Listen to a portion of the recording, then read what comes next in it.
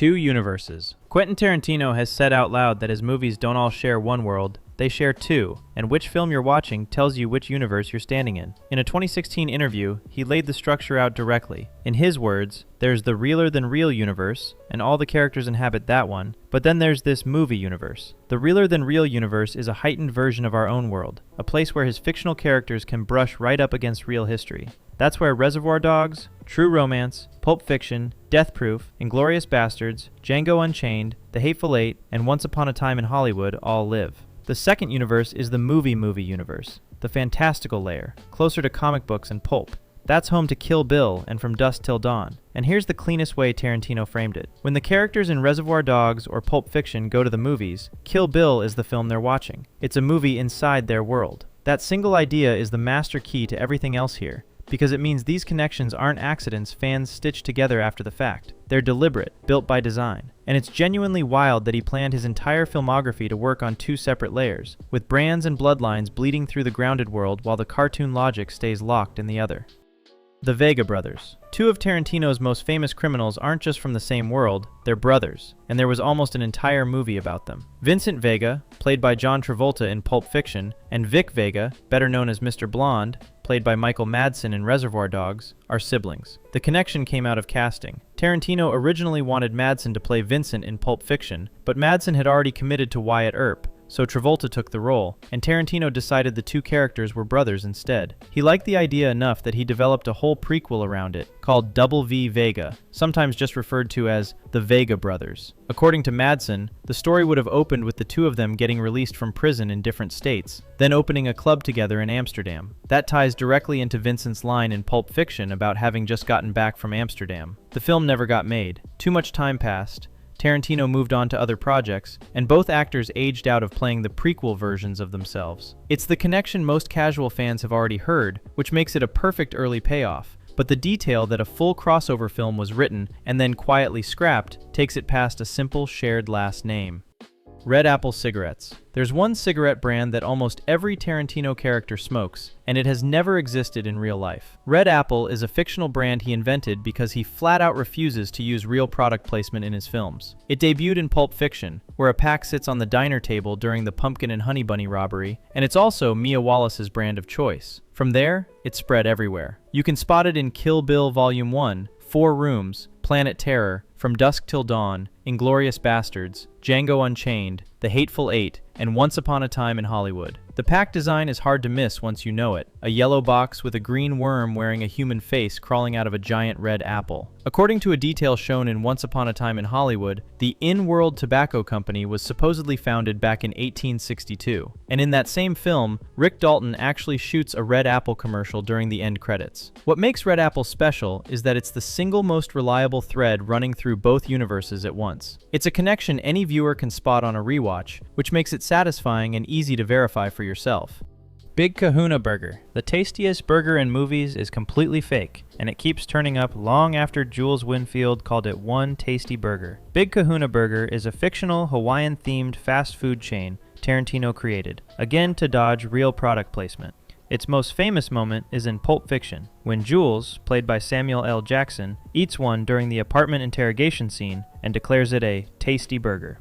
The packaging itself was designed by Tarantino's old friend Jerry Martinez for that film. After Pulp Fiction, it kept showing up in Reservoir Dogs, 4 Rooms, and Once Upon a Time in Hollywood. It even crosses over into Robert Rodriguez's From Dusk Till Dawn, where Seth Gecko, played by George Clooney, grabs Big Kahuna Burger meals for the group at a motel stop. That Rodriguez crossover matters, because From Dusk Till Dawn sits in the movie universe, which shows the brand bleeding across both layers, exactly the kind of thing the two-universe framework predicts. Stacking the two fictional brands back to back really hammers home how deliberately Tarantino built a self-contained consumer world inside his films. By the way, if you're enjoying this so far, I make videos like this all the time, and a subscribe would genuinely help the channel out. Thanks.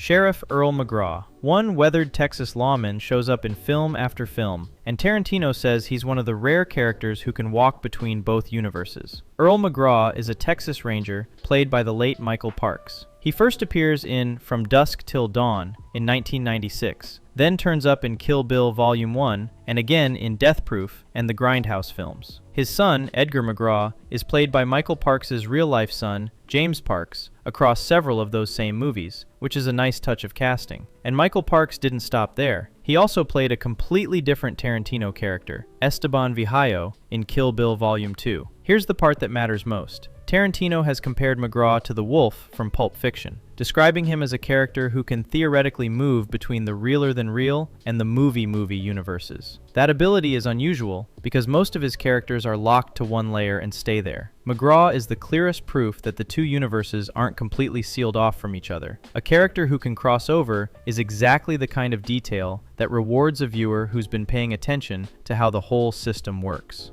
The Donowitz Bloodline. The bat-swinging bear Jew from World War II has a son in a completely different Tarantino story. Donnie Donowitz, the bear Jew played by Eli Roth in Inglourious Basterds, is the father of Lee Donowitz from True Romance. Tarantino confirmed the father and son link himself in an interview with Ron Bennington. Lee Donowitz is a wealthy Hollywood producer in True Romance, whose hit films include a Vietnam War picture called Coming Home in a Body Bag. Since both films sit in the realer-than-real universe, the family line holds together cleanly. It's a short, punchy reveal that connects a war epic to an early Tarantino screenplay a lot of casual fans forget he even wrote.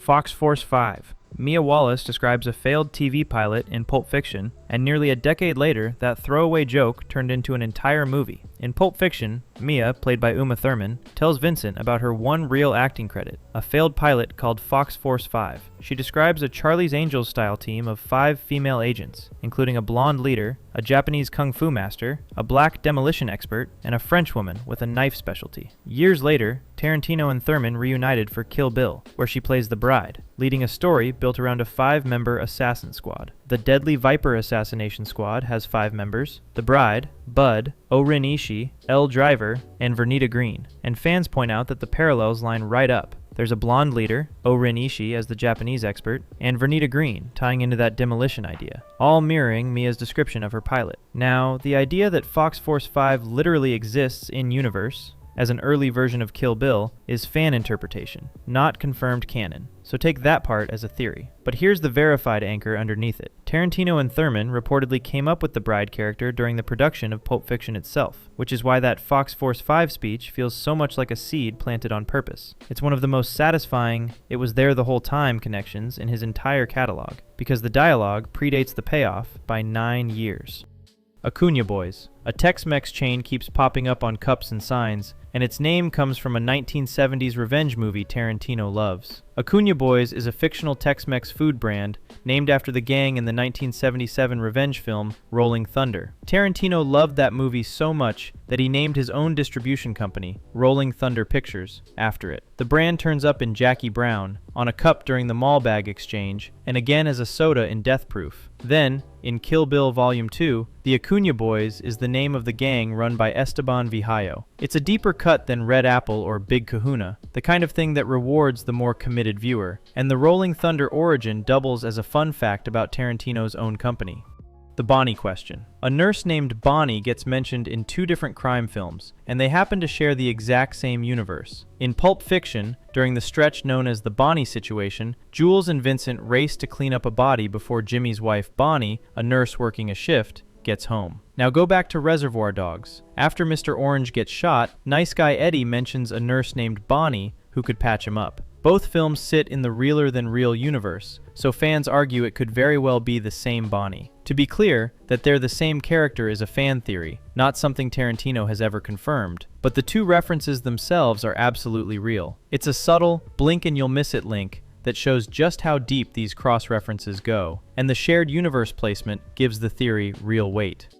The Schultz Grave. A single name on a tombstone in Kill Bill quietly ties together a Western and a samurai revenge saga. In Django Unchained, Dr. King Schultz, played by Christoph Waltz, mentions that he had a wife named Paula Schultz. Then, in Kill Bill Volume 2, the bride claws her way out of a grave marked Paula Schultz. The chronology tells you this is an Easter egg rather than a literal family tree, since Django Unchained is set roughly 40 years before the date carved on that Kill Bill tombstone. It's worth noting that Christoph Waltz actually played two different Tarantino characters, Hans Landa in Inglourious Basterds and Dr. King Schultz in Django Unchained, and both roles won him an Oscar. These films straddle both universes, with Django in the realer-than-real layer and Kill Bill in the movie layer. So the connection is a wink, not a bloodline. It's the kind of detail that makes rewatchers gasp, because The Grave appeared years of real-world filmmaking before Django was ever made, yet it plants that exact name. It shows Tarantino seeding callbacks across decades of his own work.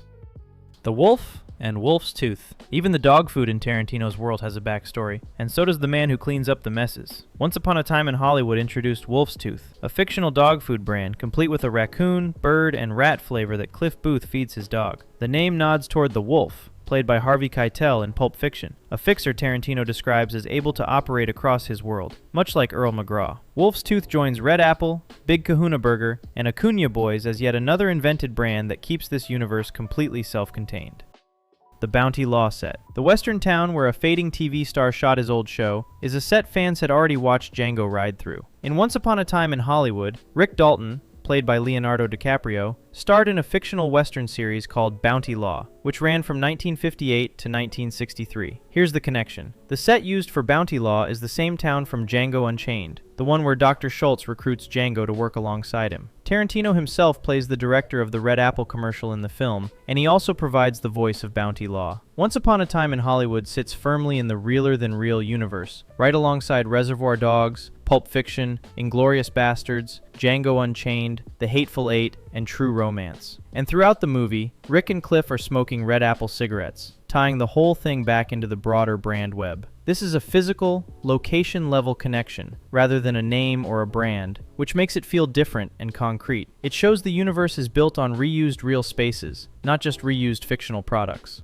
Django to John Shaft. The wildest confirmed connection in Tarantino's entire filmography links a freed slave in 1858 to the coolest detective of the 1970s. In Django Unchained, the hero's wife is named Broomhilda von Shaft, played by Kerry Washington, and that name was no accident. At a 2012 Comic-Con panel, Tarantino confirmed that Django and Broomhilda are the ancestors of John Shaft, the private detective from the 1970s Shaft films. In his own words, the two of them will eventually have a baby, that baby will have a baby, and one of these days John Shaft will be born. He reportedly even sang a few bars of the Isaac Hayes Shaft theme during the panel, just for anyone who doubted him. That makes Django Unchained a stealth origin story for a character from a completely separate film series, one that lives outside Tarantino's own catalog entirely. And it fits the rules, because the connection lives in the realer-than-real universe, the grounded layer where his characters are allowed to intersect with real cultural history. It's both confirmed straight from Tarantino and genuinely jaw-dropping, reaching outside his own movies to claim a blaxploitation icon as a direct descendant. That's the definition of a fact you immediately want to text someone, and it's the perfect note to end on.